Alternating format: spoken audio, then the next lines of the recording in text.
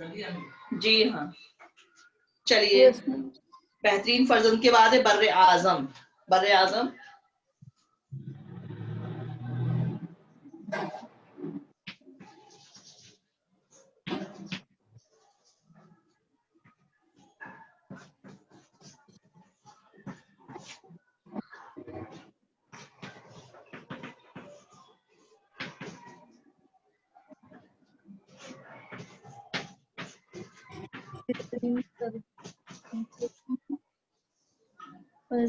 से ही बेहतरीन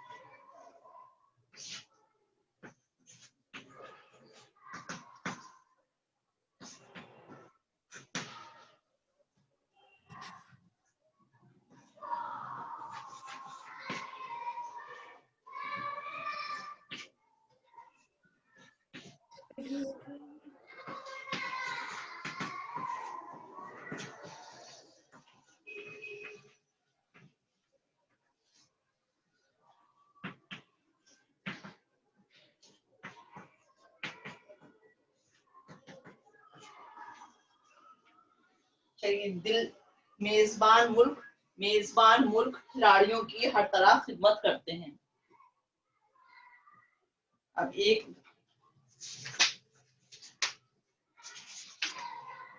बैनुल अक़वामी बिरादरी।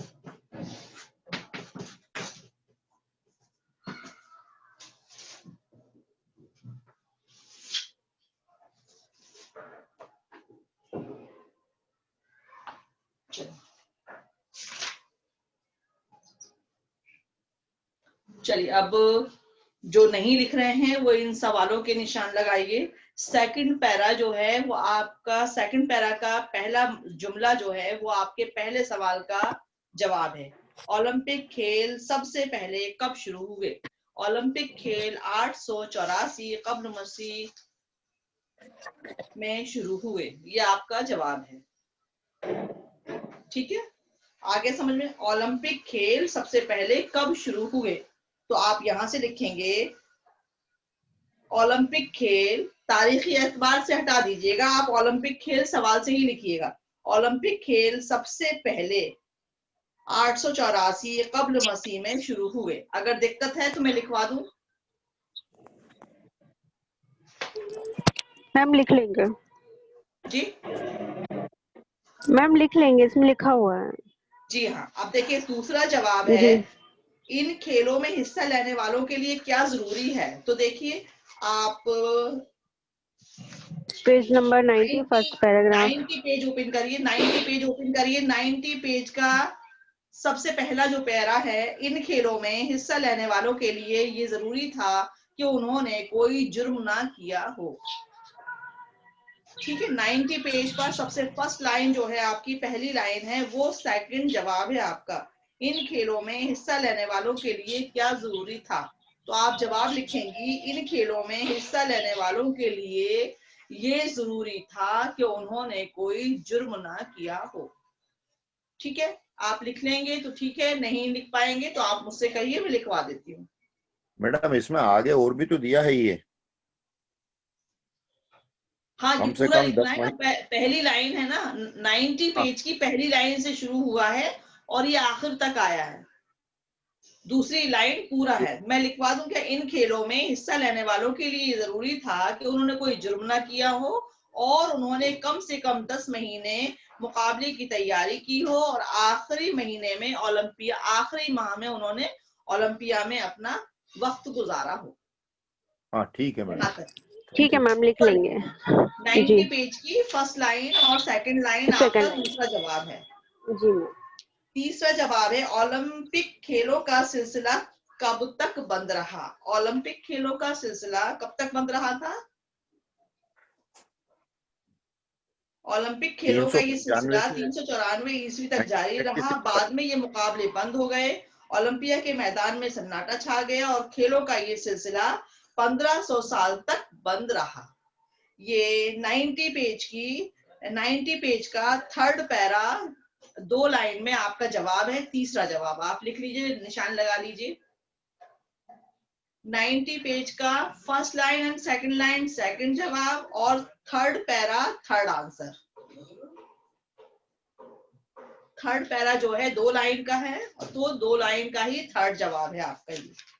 ओलंपिक खेलों का सिलसिला कब तक बंद रहा? ओलंपिक खेलों का ये सिलसिला 394 ईस्वी तक तो जारी रहा। बाद में ये मुकाबले बंद हो गए, ओलंपिया के मैदान में सन्नाटा सा छा गया और खेलों का ये सिलसिला 1500 साल तक बंद रहा। ये 2 लाइन आपकी थर्ड पैरा, 2 लाइन आपकी तीसरा जवाब है। ओलंपिक खेल जब 1896 में दोबारा शुरू हुए तो इसमें कितने मुल्कों के खिलाड़ी शरीक हुए? इसका जवाब है 1986 में, ये चौथा जवाब और चौथा पैरा। 1986 में जब ओलंपिक खेल दोबारा शुरू हुए तो उनमें सिर्फ 13 मुल्कों के खिलाड़ी शरीक हुए। ठीक है, अब ये खेल हर चौथे साल पाबंदी से होने लगे और इनकी मकबूलियत बराबर बढ़ती चली गई। यहां तक आप लिख सकते हैं। ठीक है, वहां तक भी शरीक हुए तक भी लिख सकते हैं और अगर आपको मजीद बढ़ाना है तो गई तक भी लिख सकते हैं। चौथा पैरा चौथा जवाब, चौथे सवाल का चौथा जवाब और 90 पेज पर चौथा पैरा। ओलंपिक खेल का मोटो क्या है? 91 पेज और last para. Olympic last para है, ओलंपिक का मोटो लातीनी जबान में है जिसके मानी है तेज और ऊंचा और मजबूत। ये मोटो खिलाड़ियों को मोहब्बत, मेहनत और कुव्वत के साथ मुकाबला करने के लिए आमादा करता है। ठीक है, फिफ्थ पैरा, सेकंड पैरा 91 का सेकंड पैरा। ठीक है, पूरे निशान लगा लीजिए आप लोग। तो दिक्कत हो तो मुझे बताइए, इंशाल्लाह नहीं होगी दिक्कत। पूरा का पूरा नहीं आपको मैडम, वहां से मिल इसमें जाएगा। खाली ठीक है कॉपी करना है बस। मैडम जी, बस ये आमादा कॉपी करता है यहीं तक लिखे या चौथा पैरा पूरा लिखना है?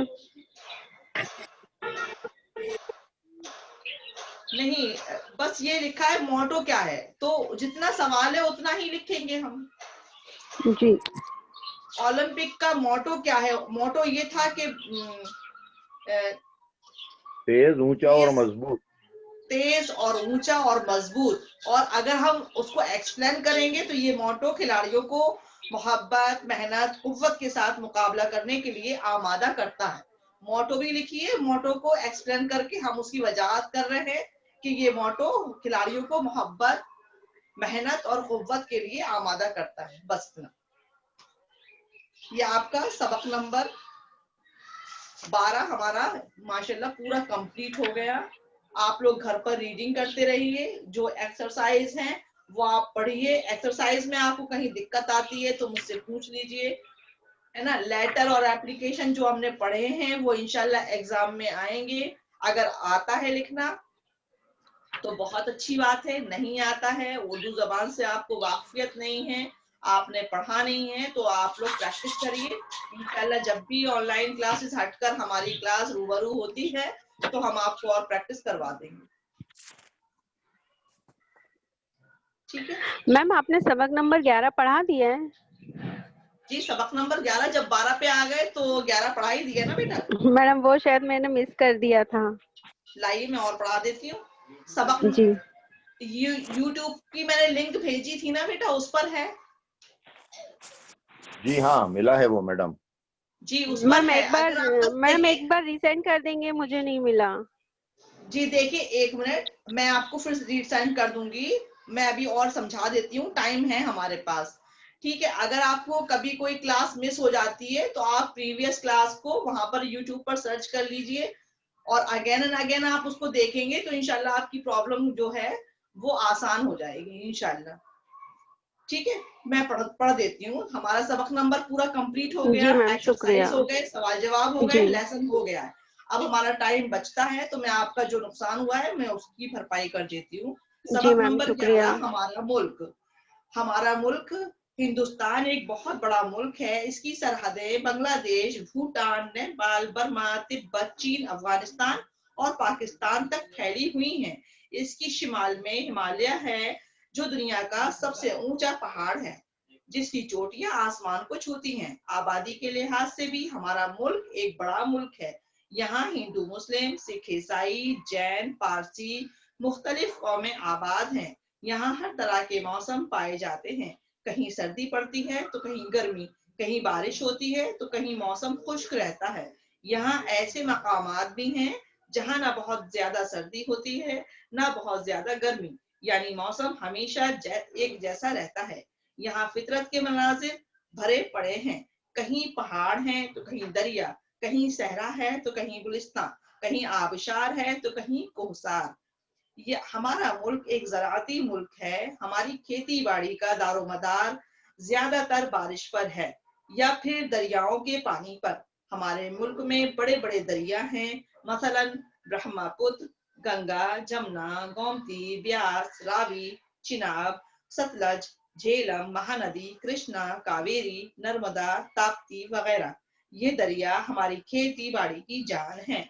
इन दरियाओं पर कई जगह बांध बनाए गए हैं जिनसे हमें बिजली मिलती है और आबपाशी के लिए साल भर पानी भी हासिल होता है।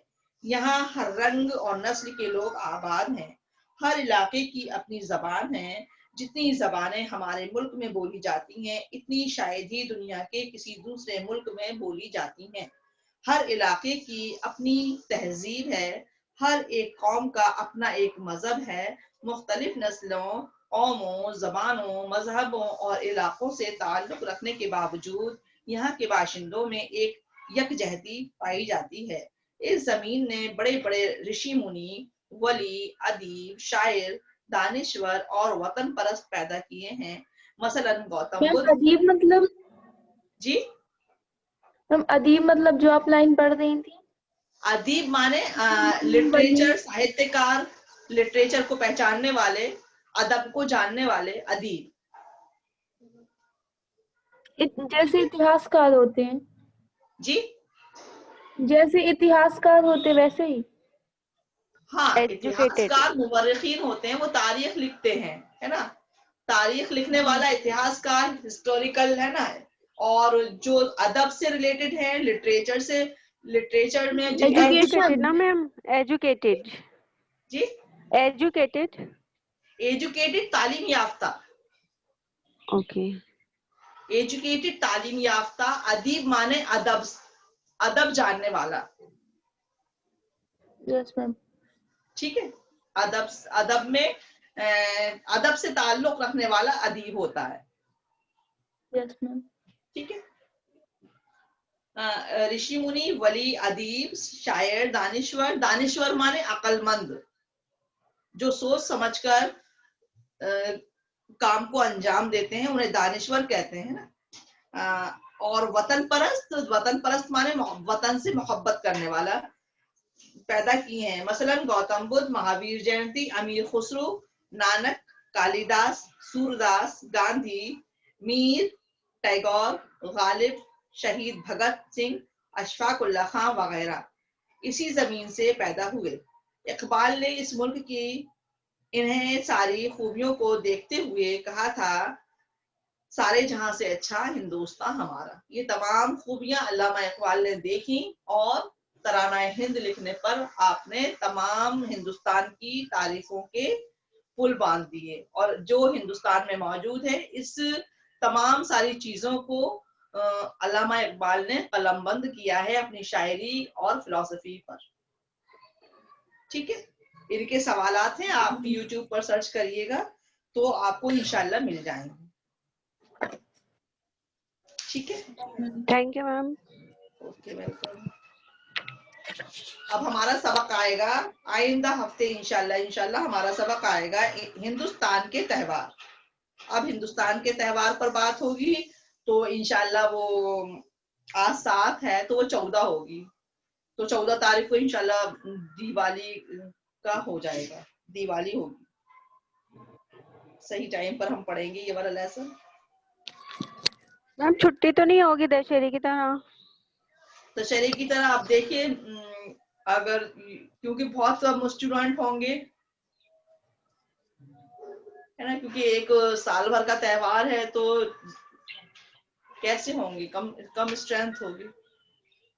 चलिए अगर होगा तो फिर देख लेंगे इंशाल्लाह, है ना। Yes ma'am. है ना, चलिए क्या टाइम हुआ है अभी? टाइम क्या हुआ देखो आज क्या टाइम हुआ। चलिए फिर इंशाल्लाह मिलते हैं।